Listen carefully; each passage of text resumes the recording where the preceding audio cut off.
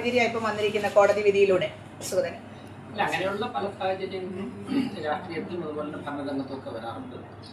അപ്പോൾ അത് തെരഞ്ഞെടുപ്പ് കമ്മീഷൻ അതോടൊപ്പം തന്നെ ബഹുമാനപ്പെട്ട കോടതികളൊക്കെ പറയുന്ന നിരീക്ഷണങ്ങൾ അല്ലെങ്കിൽ വിധികൾ അതിനനുസരിച്ചാണ് ഭരണസമിതി പ്രവർത്തിക്കുന്നത്. ഞങ്ങൾ തീർച്ചയായിട്ടും അതിന് തയ്യാറാണ്.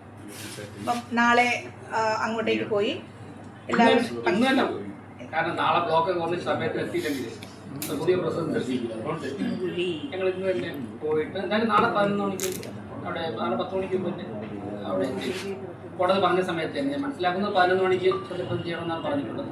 അതിന് വളരെ മുമ്പ് തന്നെ അവിടെ. അതുപോലെ തന്നെ ഈ കൗൺസിൽ യോഗം ഒക്കെ ഇപ്പം 2 തവണ ഇപ്പം 3 തവണ പങ്കെടുത്തില്ലെങ്കിൽ അയോഗ്യത എന്നുള്ളൊരവസ്ഥയിലേക്കൊക്കെ കാര്യങ്ങൾ എത്തും. അതൊരു പ്രതിസന്ധി ആവുമോ? പങ്കെടുത്ത അയോഗ്യത കാര്യങ്ങളിലേക്ക് എത്തില്ലല്ലോ. പങ്കെടുത്തു മാത്രമല്ല അങ്ങനെ അയോഗ്യതവും വരാൻ പോകുന്നു. അയോഗ്യത ആർക്കും വരാൻ 101 കൗൺസിലർമാരിൽ ആർക്കും തന്നെ ഈ 5 വർഷം ഒരു അയോഗ്യത വരാൻ. അതെങ്ങനെയാണ് അഡ്ജസ്റ്റ് ചെയ്യാൻ പോകുന്നത്? കാരണം എന്തായാലും അദ്ദേഹം പങ്കെടുക്കാതെ എന്തായാലും പറ്റത്തില്ലല്ലോ. അതെങ്ങനെ സാധ്യമാക്കും? 3 കൗൺസിലിൽ പങ്കെടുത്തില്ലെങ്കിൽ അയോഗ്യത എന്നുള്ളതാണല്ലോ. എന്തായാലും ഈ 5 വർഷവും തിരഞ്ഞെടുക്കപ്പെട്ട ആരും തന്നെ അയോഗ്യരാവാൻ പോകും. അതിനുള്ള കാര്യങ്ങളൊക്കെ തന്നെ മുനിസിപ്പൽ ആക്ട് ഉണ്ട്. ഇവിടെ മുനിസിപ്പൽ ആക്ടിൽ അതിനൊക്കെ കാര്യങ്ങൾ പറഞ്ഞിട്ടുണ്ട്. അതിനനുസരിച്ച് തന്നെ കാര്യങ്ങളുണ്ട്. 101 പേര്, ഞാൻ പറഞ്ഞ 101 പേരിൽ ആരും തന്നെ അയോഗ്യരാണ്. കേസുകളെല്ലാം രാഷ്ട്രീയ പ്രേരിതമാണ്.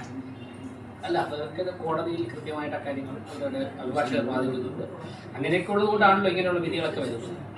ഇത്തരത്തിൽ കൗൺസിലർ സ്ഥാനം സംരക്ഷിക്കപ്പെടണം, ജനാധിപത്യം സംരക്ഷിക്കപ്പെടണമെന്ന് ബഹുമാനപ്പെട്ട കോടതികളൊക്കെ തന്നെ കൃത്യമായുള്ള നിലപാട് സ്വീകരിച്ചുകൊണ്ടാണ് ഇത്തരത്തിലുള്ള ആരോഗ്യകരമായുള്ള വിധികളൊക്കെ വരുന്നത്. ഞങ്ങൾ അതിനെ സ്വാഗതം ചെയ്യും.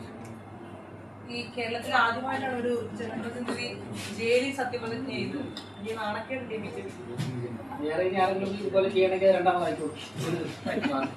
ഒരു കാര്യം എപ്പോഴെങ്കിലും ഒരിക്കലും ആദ്യം നടക്കണ്ടേ?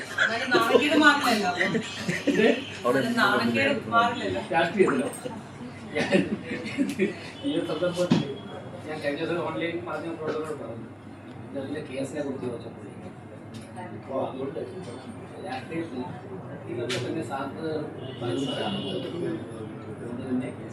കോടതികളുടെ വിധികളായിട്ട് ഈ കേസ് ഒരു വളഞ്ഞിട്ടാക്രമിക്കലായിരുന്നു. ഇല്ലല്ല, അങ്ങനെയൊന്നുമില്ല. ആരും ആക്രമിച്ചില്ല.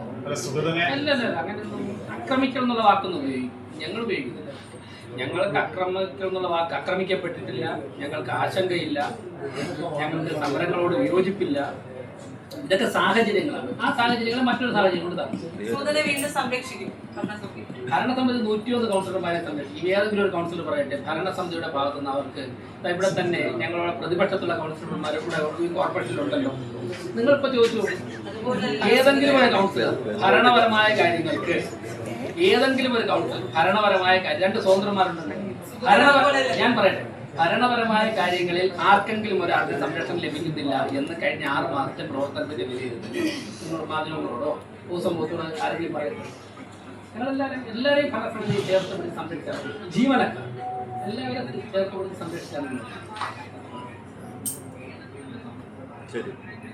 ഓക്കെ. അറിയില്ല ഞാൻ